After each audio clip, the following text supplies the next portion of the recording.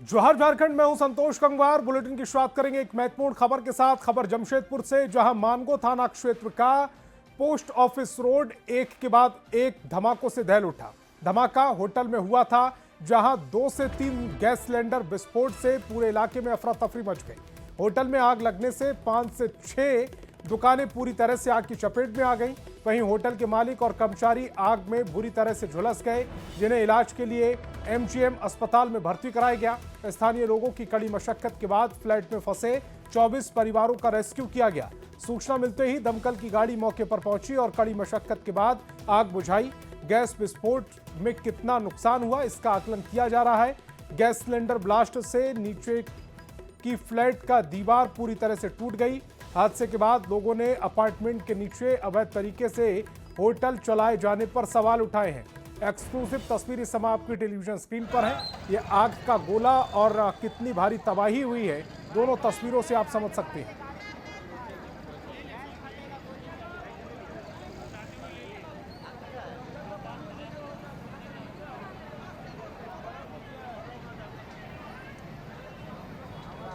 अब ये सिलेंडर की संख्या 1 थी या 2 थी, ये हमें नहीं पता, जिसके वजह से आप देख रहे हैं पूरे मार्केट में आग फैल चुका है। और यहाँ सेंट्रलाइज्ड एसी का वायरिंग है, जिसमें पूरा आग पकड़ चुका है, जिस कारण इसके आगे हम लोग जा भी नहीं पा रहे हैं।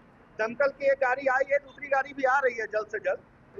जो भी इसके नुकसान हुई है, उस नुकसान के आकलन जब आग बुझेगी उसके बाद क्या क्या नुकसान हुई उसका हम लोग आकलन पता चलेगा कि क्या कहाँ क्या नष्ट हुआ है। हम लोग जो धमाका सुने तो यहाँ पे रस स्वीट है, ठीक है, उसके सामने में जो कपड़ा दुकान है, सामने में कॉस्मेटिक दुकान है और भी बहुत सा दुकान है इसके अंदर में।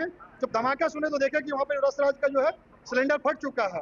अब एक तो कंफर्म है कि 1-2 फटा। हम सब्जी काट रहे थे घर में, तो हमको लगा कि कोई सामान गिरा है ग्राउंड में। तब तक मेरा बेटा नीचे आया तो बोला, मम्मी सब बाहर आइए, आग लग गया, फ्लैट में सिलेंडर फटा है। लोग सब हम लोग को निकाले बाहर कि आप लोग सामान छोड़िए, आप लोग पहले सब बाहर आइए। तो उस हिसाब से हम लोग सब बाहर आए। मेरे ऊपर सेकंड फ्लोर में शमशाद भैया हैं, वो लोग हम लोग को बहुत सपोर्ट किए, वही लोग हम लोग को सब बाहर निकाले। खबर चाईबासा से, जहां चक्रधरपुर में शुक्रवार रात दुर्गा पूजा विसर्जन जुलूस के दौरान चाकूबाजी की घटना में 7 लोग घायल हुए थे। इस घटना में एक की हालत गंभीर है। मामले में पुलिस ने 6 आरोपियों के खिलाफ मामला दर्ज कर लिया। पुलिस के मुताबिक घटना की जांच वीडियो फुटेज और चश्मदीदों के बयानों के आधार पर की जा रही है। इस मामले में कांग्रेस अनुसूचित जाति के कोल्हान प्रभारी के नेतृत्व में मुखी समुदाय के लोग थाना पहुंचे और आरोपियों के खिलाफ मामला दर्ज कर कार्रवाई की मांग की।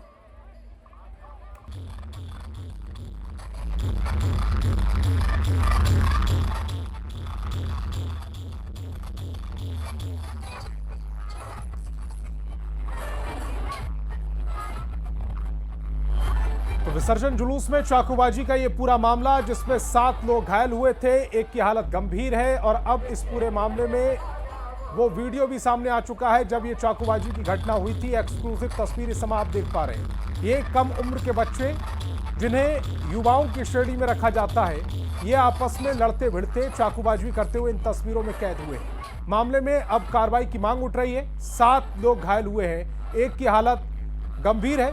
विसर्जन जुलूस के दौरान डीजे बज रहा था, उसी दौरान ये चाकूबाजी की घटना हुई।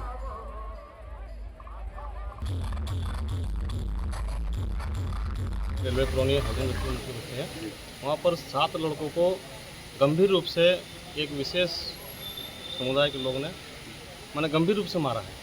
पूरा हरिजन बस्ती के जितना मुखी टोला के जितना भी है सब जाके संयुक्त रूप से ज्ञापन दिया आज ये प्रभारी थाना प्रभारी को, ठीक है। और उनका आश्वासन है कि जल्द से जल्द कार्रवाई होगा और हम लोग को पूर्ण भरोसा है माननीय न्यायालय पर कि कार्रवाई होना चाहिए और होगा। और हजारीबाग में चोरी की बड़ी घटना सामने आई। केरेडारी थाना क्षेत्र के चट्टी बरियातू गांव निवासी कुलदीप सोनी के घर में 1,70,000 नकद समेत करीब 1 करोड़ 30 लाख रुपए मूल्य के जेवरात की चोरी हो गई। देर रात चोर कुलदीप के घर के दरवाजे का ताला तोड़कर घुसे थे और अलमारी का लॉक तोड़कर नकद और जेवरात चोरी कर फरार हो गए। जेवर दुकानदार कुलदीप सोनी ने केरेडारी थाने में आवेदन देकर घटना की शिकायत की। फॉरेंसिक टीम के साथ पुलिस चोरों की तलाश में जुट गई।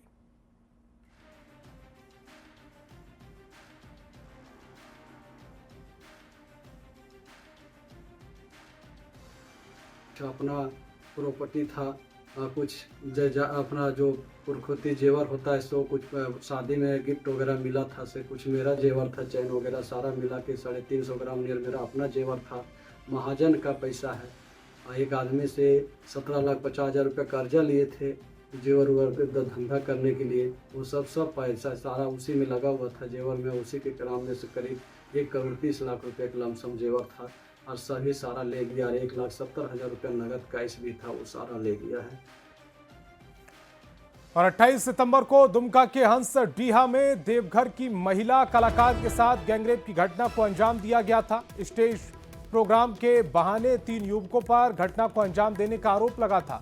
इस मामले को लेकर 2 अक्टूबर को पीड़िता ने प्राथमिकी दर्ज कराई थी, जिसके बाद तीनों आरोपियों को गिरफ्तार कर लिया गया। एसपी ने बताया कि सभी लोग पहले से एक दूसरे से परिचित थे और यूट्यूब पर वीडियो बनाया करते थे। वीडियो बनाने के लिए ही रेप की घटना को अंजाम दिया गया।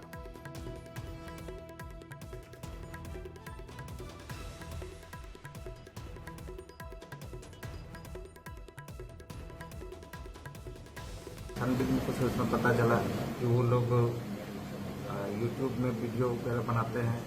पूर्व परिचित थे और उनको वीडियो शूट करने के लिए बुलाया गया और झांसे में रह के हस्तिया क्षेत्र में उन लोग स्टूडियो लिए हुए हैं, वहीं उसके साथ गलत करने की बात बताई और तकनीकी साक्ष्य मिला है, जिसमें उन लोगों को हम लोग जो आरोपी हैं उनको गिरफ्तार कर लिया गया है और माननीय न्यायालय में अग्रसर।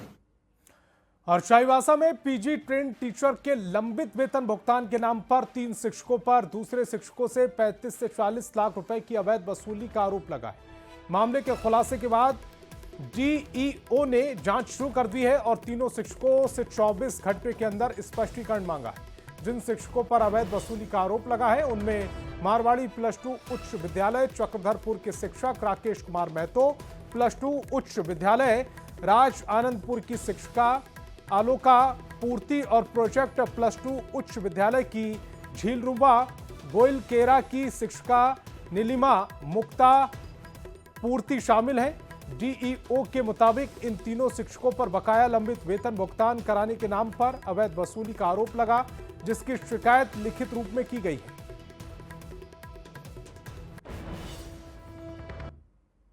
काफ़ी गंभीर वित्तीय प्रवृत्ति का मामला है, तो हम लोग अभी स्पष्टीकरण किए हैं। आगे फिर हम लोग सबका स्टेटमेंट चेक करेंगे और इसी के आलोक में फिर आगे अनुशासनात्मक कार्रवाई अगर बर्खास्त करने की होगी तो बर्खास्त के लिए कार्रवाई की जाएगी और जो भी पुलिस या कानूनी कार्रवाई है इसके लिए हम लोग अग्रिमता कार्रवाई करेंगे। सर, ये जो उगाही हुई है लगभग कितने रुपए की हुई है, ये क्या अनुमान लगाया जा रहा है? ये आशंका लगाया गया है ये 35 से 40 लाख रुपए तक की विभिन्न शिक्षकों के माध्यम से ये लोग जो है एजेंट बना करके इस तरह से कृत्य किए हैं। और सबसे हास्यास्पद बात ये है कि इसमें राकेश कुमार महतो का नाम आता है, जो शायद अपने शिक्षक संघ के महासचिव हैं। और खबर धनबाद से, जहां सरायडेला में मुख्य सड़क के किनारे स्थित डेयरी में पुलिस ने छापेमारी कर बड़ी मात्रा में गुटखा, सिगरेट और अन्य नशीले पदार्थ जब्त किए। ये कार्रवाई अवैध रूप से नशे से जुड़े पदार्थों की बिक्री की सूचना मिलने के बाद की है। हालांकि किसी को हिरासत में नहीं लिया गया। पुलिस ने जब्त किए गए सामान को नगर निगम के फूड इंस्पेक्टर को सौंप दिया। मेधा डेयरी में जो है प्रतिबंधित पान मसाला और अन्य सामग्री जो है बेची जा रही थी, जिसको उन्होंने जब्त किया था। इसकी सूचना जो है नगर निगम को दी गई और नगर आयुक्त के निर्देश पर जो है वहाँ पे पहुँचे और जो भी सामान जो प्रतिबंधित पान मसाला जो है कोटपा एक्ट के तहत उस पर कार्रवाई की गई है। उस पर जुर्माना किया गया, 5,000 रुपये तक जुर्माना भी किया गया और प्रतिबंधित पान मसाला को जब्त किया गया। और पलामू प्रमंडल की 70 के दशक से लंबित बड़ी सिंचाई परियोजना मंडल सिंचाई परियोजना का निर्माण कार्य अब जल्द पूरा होगा। राज्य सरकार ने भी हरी झंडी दे दी है। केंद्र ने पहले ही 2395 करोड़ की स्वीकृति दी है। अब जल्द अधूरे मंडल डैप सिंचाई परियोजना का निर्माण होगा। एक खास रिपोर्ट दिखाते हैं।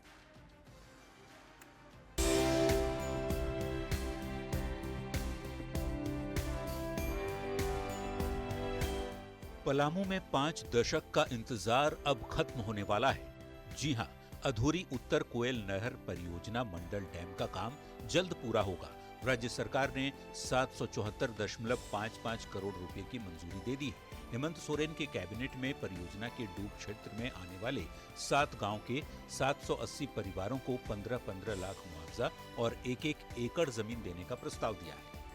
झारखंड सरकार ने उनको 1-1 एकड़ जमीन भी मुहैया कराने का निर्णय लिया है और 750 करोड़ से ज्यादा की राशि स्वीकृत की है। अधूरे मंडल सिंचाई परियोजना में 13 से 12 गेट बनकर तैयार हो चुका है। दूसरे जगह काम शुरू हो चुका है।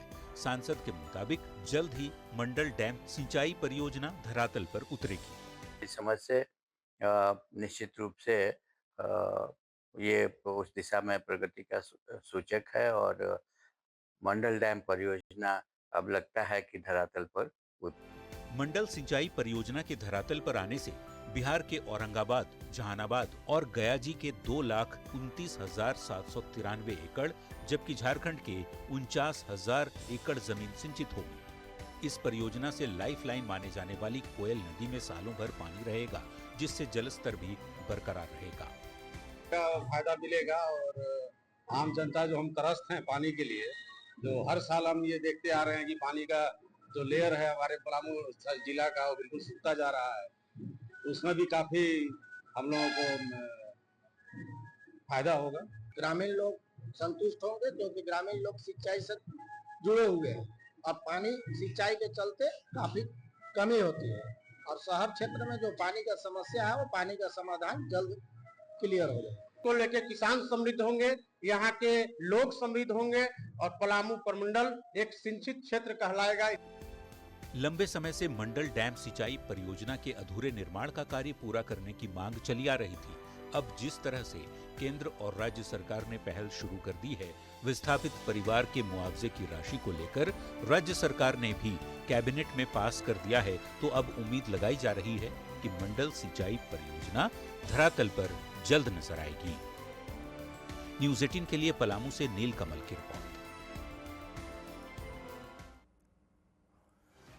और धनबाद के झारखंड मैदान की सत्यम शिवम सुंदरम दुर्गा पूजा कमेटी ने मां की मूर्ति विसर्जन को सात्विक और अनूठा बनाने की एक नई पहल की। मां की मूर्ति विसर्जन को शोभा यात्रा का रूप दिया गया। शोभा यात्रा में सबसे आगे 50 युवतियां स्कूटी पर सवार होकर चल रही थी।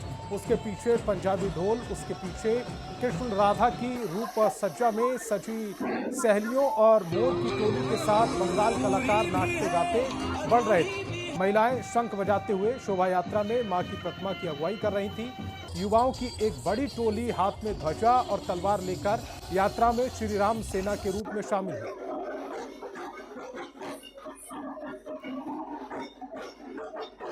इस प्रकार का विदाई का शोभा यात्रा देखने को मिल रहा है और ये आगे वाले दिन, आने वाले दिनों में यह धनबाद के लिए एक दिन का पत्थर साबित होगा और एक प्रेरणा का कार्य करेगा। बिल्कुल मैं तो साथ में आ रहा हूँ। और जमशेदपुर के मानगो में होटल में गैस सिलेंडर ब्लास्ट से हड़कंप मच गया। तो इस बुलेटिन में फिलहाल इतना ही। चलते चलते